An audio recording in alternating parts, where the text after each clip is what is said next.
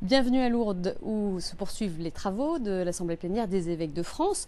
Nous vous l'annoncions en début d'après-midi, les évêques ont élu un nouveau président de la conférence épiscopale. Il s'agit de Monseigneur André XXIII, archevêque de Paris.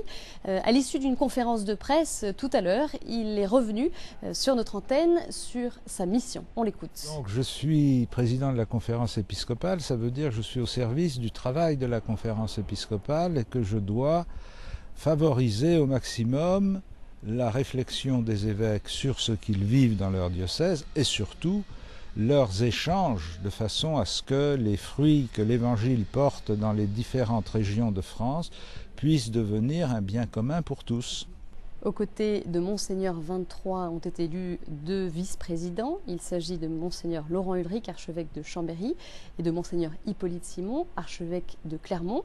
Nous les avons rencontrés également cet après-midi. Monseigneur Ulrich a donné sa vision de la conférence épiscopale.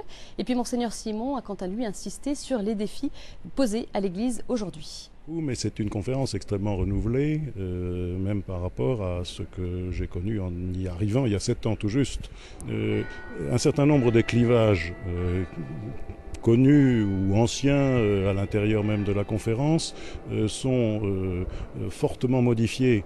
Et il me semble percevoir dans la conférence telle qu'elle est aujourd'hui une grande capacité à prendre les questions telles qu'elles se posent et à se dire nous sommes devant une situation vraiment très nouvelle qui est la présence de l'Église dans une société tellement transformée qu'aujourd'hui chacun des évêques se dit il faut résolument que nous soyons proches, que nous nous parlions en grande vérité et que nous ayons le sentiment que nous devons construire quelque chose ensemble.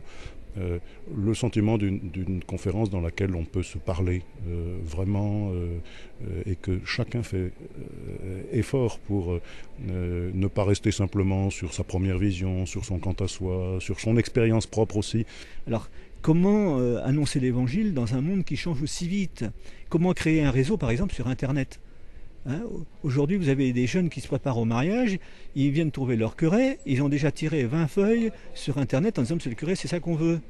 Bon, et comment on parle, comment on évangélise en disant « Attendez, qu'est-ce que vous voulez vraiment ?» Il ne suffit pas de trouver une recette sur Internet. Votre mariage, c'est votre mariage, c'est pas simplement la célébration. Vous voyez, donc tout ça, il faut à la fois accepter les ruptures dans la culture et en même temps assurer la découverte de la grande tradition chrétienne, la tradition vivante. En dehors, bien sûr, de ces élections, les évêques poursuivent leurs travaux. Nous y reviendrons tous ces jours-ci.